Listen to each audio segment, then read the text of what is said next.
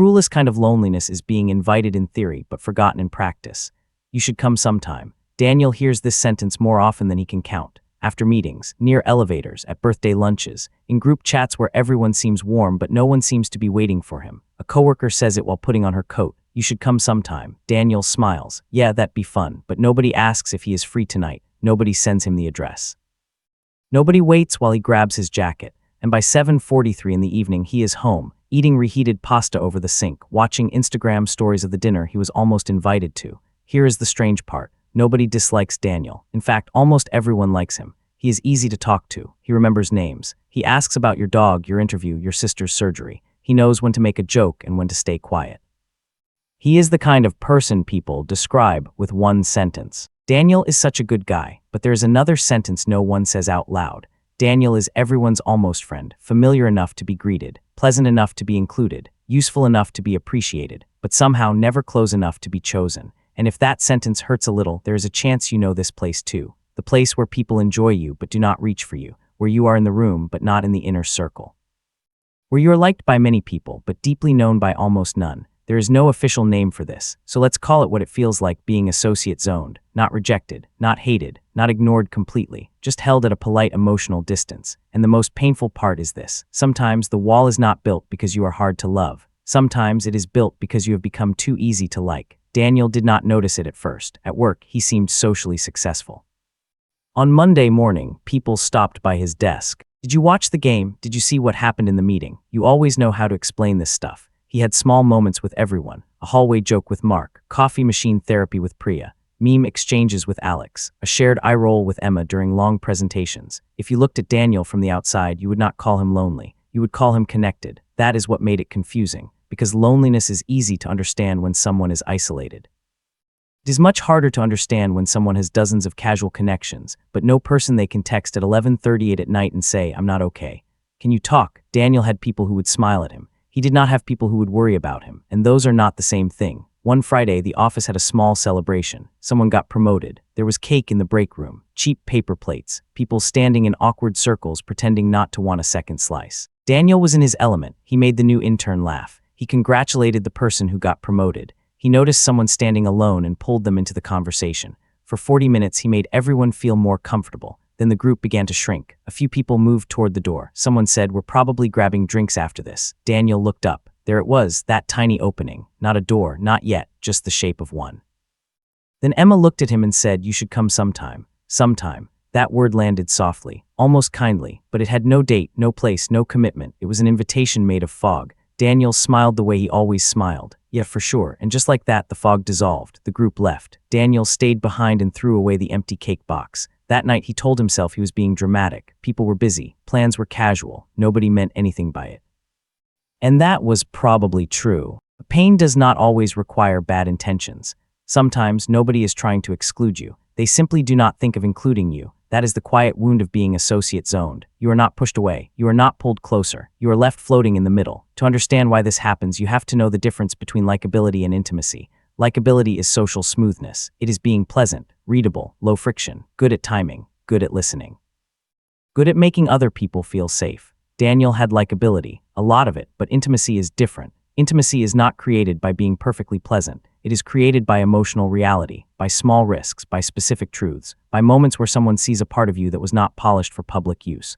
Likability says, "I am easy to be around." Intimacy says, "Here is something real about me. Do you still want to stay?" Daniel was excellent at the first sentence. He almost never allowed the second. When someone asked, "How are you?" he said, "Good," even when he was not. When a conversation became too personal, he made a joke. When he felt left out, he pretended he had other plans. When he needed support, he told himself everyone was too busy. Daniel was not fake. That is important. He was not pretending to be someone else. He was editing himself before anyone else had the chance to know him. There is a difference. A fake person creates a mask to manipulate. Emotionally careful person creates a mask to not be a burden. And Daniel had been careful for a long time. As a kid, he learned that needing too much made people tired. Maybe his parents were stressed. Maybe his feelings were dismissed. Maybe he was praised for being mature, easy, independent, so he became low maintenance. The child who did not ask for much became the adult who did not know how to ask at all. And people loved that about him. At first, because low maintenance people are convenient. They do not interrupt. They do not demand. They do not make awkward emotional claims. They are easy to invite in theory, but hard to know in practice, because people cannot feel close to a version of you that never needs anything. This is where many socially skilled adults get trapped. They know how to read the room. They can sense when someone is uncomfortable. They know when to change the subject. They know how to make others feel seen, but they are not used to being seen themselves. So they become the emotional support side character in everyone else's life. The listener, the helper, the funny one, the reliable one, the good guy, the sweet girl, the solid person, and those roles feel warm at first, until you realize a role is not the same as a relationship. A role is what people expect from you. A relationship is where people meet you. Daniel had roles. He did not have many places where he could stop performing them, and performance is exhausting, even when people applaud. Months passed like this. Monday small talk, Wednesday memes, Friday almost invitations. You should come sometime. There it was again. At first, Daniel heard it as hope. Then he started hearing it as proof. Proof that people liked the idea of him being around but did not feel the need to make space for him. Sometime is a strange word. It sounds generous, but it asks nothing from the person saying it. No schedule, no choice, no follow-through. Keeps the relationship warm enough to avoid guilt, but vague enough to avoid effort. And many adult friendships die inside that word, not because anyone is cruel, but because modern adult life rewards convenience more than closeness. Everyone is tired, everyone is busy, everyone says we should catch up soon. Then nobody opens the calendar, so the people who need a clear invitation the most are often the least likely to receive one, especially if they seem fine, and Daniel always seemed fine. That was the trap. His competence hid his loneliness. His humor hid his disappointment. His kindness hid his desire to be chosen. Then one Tuesday, something small happened. Not dramatic, no breakdown, no cinematic rain, no life-changing speech, just a message. Daniel had missed work for 2 days because of a bad migraine. When he came back, people said, "Feeling better, glad you're back. Man, you missed a chaotic meeting." Nice things, normal things, but nobody had checked in while he was gone. Not one private message. Not one, "Hey, are you okay?" He sat at his desk and felt an embarrassment so sharp he almost laughed, because he realized he had been hoping someone would notice his absence in a way that proved he mattered. Then immediately he judged himself for wanting that. This is another sign of being associate zoned. You do not just feel lonely. You feel ashamed for feeling lonely because nothing obvious is wrong. People are nice to you. You have conversations. You are technically included. So you tell yourself, I have no right to feel this way. But emotional hunger does not disappear because your life looks socially acceptable. You can be surrounded and starving. You can be appreciated and unknown. You can be liked and still have nowhere to land. That night, Daniel did something he rarely did. He did not distract himself. He sat on his couch without turning on the TV. No podcast, no scrolling, no background noise pretending to be company. And one question rose in him. A question he had avoided for years. If I disappeared emotionally, would anyone know where to look? Not physically disappeared, not from work, not from group chats, not from social life. Emotionally disappeared, stopped sharing, stopped reaching, stopped quietly hoping. Would anyone know him well enough to notice? The answer scared him, but it also clarified something. Daniel had spent years waiting for people to cross a bridge he had never finished building. He wanted to be known. But he had given people very little map. He wanted to be chosen, but he rarely made a clear invitation. He wanted someone to ask deeper questions, but every time they got near one, he redirected the conversation. This is the twist. Being associate zone does not always mean people are shallow. Sometimes it means they have only been allowed access to your shallow end, not because you lack depth, but because you guard the deep water, and maybe you had good reasons. Maybe the last time you were honest, someone used it against you. Maybe asking for care once made you feel pathetic. Maybe you learned that being agreeable kept you safe. But survival strategies become loneliness strategies when you carry them too long. The same habits that once protected Daniel were now preventing connection. So the way out was not to become louder, not to become more impressive, not to become more entertaining, not to collect more acquaintances. The way out was to become more specific. Because vague people get vague relationships. Specific people create places for connection to attach. A vague answer is, "I'm good." A specific answer is, "Honestly, this week has been heavier than I expected." A vague invitation is, "We should hang out sometime." A specific invitation is, "Do you want to grab coffee Thursday after work?" A vague personality is, "I'm fine with whatever." A specific personality is, "I'd rather do something quiet tonight. I've been overstimulated all week." Specificity is scary because it gives people something to accept or reject, but it also gives them something real to respond to. Daniel decided to test this, not with everyone. That was important. You do not escape the associate zone by emotionally confessing to every casual contact. You choose 1 or 2 people who have shown signs of warmth, consistency, kindness, curiosity, the ability to listen without making everything about themselves. For Daniel, that person was Priya. They had talked at the coffee machine for months, mostly about work, sometimes about family. She had a calmness that did not feel performative. One afternoon, she asked the usual question. "How are you?" Daniel almost said the usual answer. Good, it was already forming in his mouth, but this time he stopped. Small pause, small risk. Honestly, I've felt a little disconnected lately. Priya looked at him, not with panic, not with judgment, with attention. Daniel felt the old reflex rise. The need to fix the moment, to laugh, to say, but it's fine, to make his honesty less inconvenient. But he did not. He let the sentence stay in the air. Priya said, yeah, I get that. Adult friendships are weirdly hard, and for the first time in a long time, the conversation did not slide off the surface. It stayed, only for 5 minutes. But those 5 minutes were different from 5 months of small talk, because real closeness often begins in embarrassingly small moments.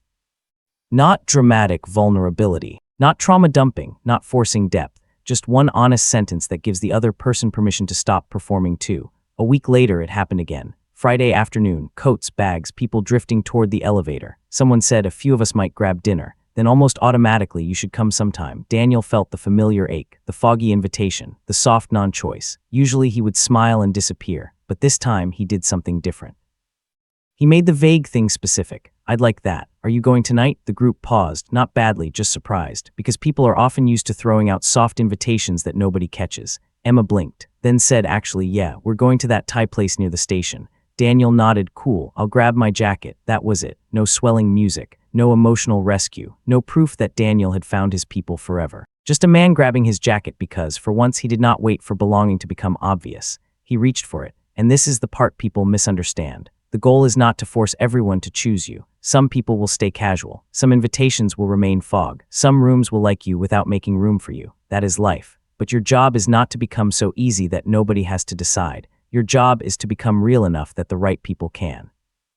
Because deep friendship requires friction, not conflict. Friction, a little weight, a little preference, a little honesty, a little need. If you never inconvenience anyone, you may also never give anyone the chance to care for you. If you never reveal disappointment, nobody can repair anything with you. If you never ask directly, people may assume you prefer the distance you secretly resent.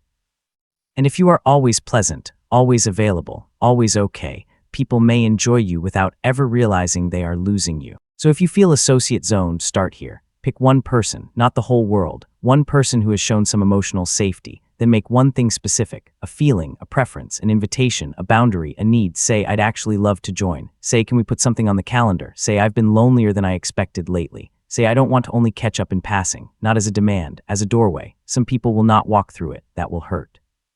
But it will also give you information, and some people will surprise you. They will step closer, not because you became more impressive, but because you became more visible. Daniel did not transform overnight. He still made jokes, still listened well, still sometimes said, I'm good, when he was not ready to say more. But he stopped treating his needs like a social crime. He stopped waiting for people to magically know how much he wanted to be included. He stopped confusing being low maintenance with being lovable. And slowly his life changed in a quiet way, not by gaining hundreds of friends, but by turning a few blurry connections into places with names, dates, and chairs saved at the table. A Thursday coffee, a monthly dinner, a text that said, got home okay, a message from Priya one night, today was rough, you around. That message mattered, because it meant Daniel was no longer only the person people enjoyed when convenient. He was becoming someone people reached for when real. And maybe that is what most lonely adults want, not popularity, not constant attention, not a calendar so full it becomes another performance. They want evidence that their presence has weight, that their absence would be felt, that somewhere in someone's mind they're not just pleasant background, they are a person. So if you are the one everyone likes but no one seems close to, hear this. There may be nothing wrong with your depth, but people cannot enter a room you keep pretending does not exist. You do not need to become needier. You do not need to become louder. You do not need to become a different person, but you may need to become less edited, less foggy, less sometime, more Friday, because maybe the life you want is not waiting behind a vague invitation. Maybe it starts when you finally say, I'd like that. What about this Friday? And maybe people do not need the perfect version of you to come closer. Maybe they need the real one. If you have ever felt liked, but not truly known, write associate zoned in the comments. And if this felt uncomfortably familiar, the next question is even harder. Why do lonely people often become the safest place for everyone except themselves?